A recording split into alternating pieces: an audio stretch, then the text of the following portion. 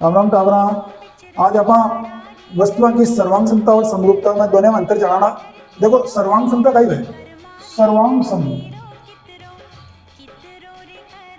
और दूसरा शब्द है समरूप। दो शब्द है बेटा था सामने।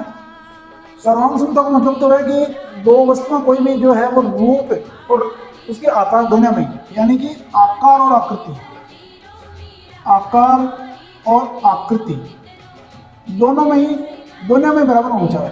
मैं राजस्थानी भाषा में मीडियम आऊंगा बेटा, जोरदार लगे तो आराम से नहीं समझ में आया तो आपने मारवाड़ी भाषा ही चल दे। आकार और आकृति दोनों में, और जो समरूप है भी मैं केवल और केवल आकृति, मतलब भी जो रूप है वो एक साथ हो जाए तो वो समरूप कहलावा है। अपन आप 10वीं कक्षा है, लेकिन मैंने समरूप की प्रश्नावली है, और 9वीं कक्षा में सर्वांग क्षमता की प्रश्नावली है, और त्रिभुज के बारे में है। तो त्रिभुज में देखो दो त्रिभुज लेने अपन, और दोनों त्रिभुज समरूप है कि नहीं है ये जानने के लिए कुछ नीचे नियम याद है।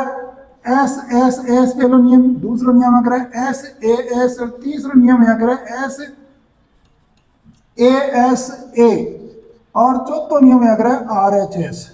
इसका मतलब है कि तीनों भुजा बराबर होना चाहिए दो त्रिभुजा की, और इको जो दर्शावे सर्वांग क्षमता वो याद है वो वाला चिन्ह काम में लेवा बन में। और अगर मान लो एक कोण है, दोनों तरफ की भुजा बराबर है दोनों त्रिभुजा में, और नाम भी दे दे ABC, तो भी दोनों त्रिभुज सर्वांग सम होला। और अगर मान लो दो कोण के बीच की भुजा दोनों बराबर है तो भी सर्वांग सम होला। और चौथा जो नियम है वो समकोण त्रिभुज पर लागू है। अगर समकोण त्रिभुज के सामने एक भुजा कोई भी और एक समकोण त्रिभुज कर्ण बराबर है तो भी वो सर्वांग सम हुई।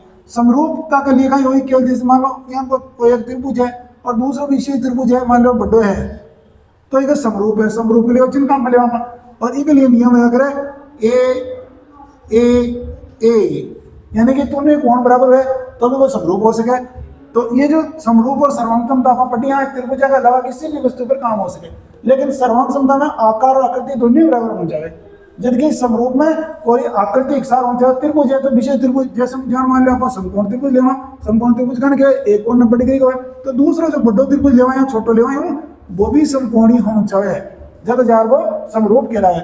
और सर्वांग क्षमता मायने तो बिल्कुल बराबर है, एक के नीचे दूसरा ने रख लेना चाहिए। तो बहुत ही सुंदर सर्वांग क्षमता और समरूप दोनों आप सीख लिया बेटा।